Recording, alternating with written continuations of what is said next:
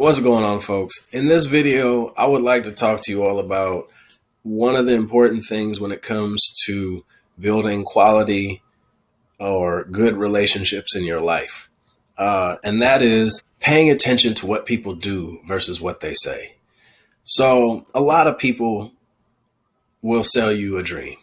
A lot of people will tell you some stuff for whatever reason, just to give you hope or encouragement, just to make you think something's going to happen, that they're going to be there, whatever it may be. You know, people, one thing about people I've noticed in the last several years is people like to sell a dream. And you want the people in your life that aren't just talking about it, they're doing it too. So if somebody says like, hey, I got your back on this business, I support you 100%, but they're always hard to reach. They're hard to stay in touch with. You know, they flake out on you for various reasons at various times. Like, you got to think to yourself, if that person says they support that business, for example, why is it so hard for them to really get the support? Or why is it so hard for me to get the support? And that's paying attention to what people do versus what they say.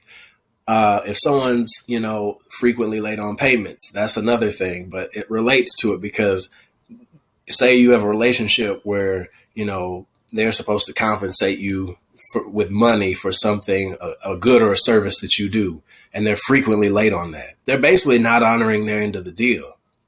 So it's something I learned that helped me get to a higher level mentally when it comes to business because, or at least in the right headspace when it comes to business, because a lot of people I found disappointed me because of my false expectations of people. I was focused on what they were saying. Oh, they were selling a great dream.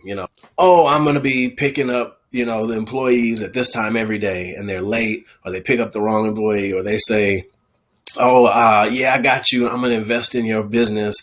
And you're still waiting on that first $1,000 from them, 6 months down the road. People will say, yeah, I'll be your partner. We'll go to these meetings every week. We'll be at the conferences. They're never at the conferences. They're never on the phone calls. And I got frustrated. And it was because I was trusting people's word without getting the insurance, I guess, with their actions. So one of the good things you could look for is, can a person back up their words with actions? And do they do that consistently? That's probably someone that you could potentially do business with. Pay attention to people that keep selling you these great things, and you look at the overall value of the relationship and you say, they're not really following through. Now, I'm not saying you always have to look for something out of a relationship, but if people put their word on it, you got to pay attention to if they're actually following through with their word.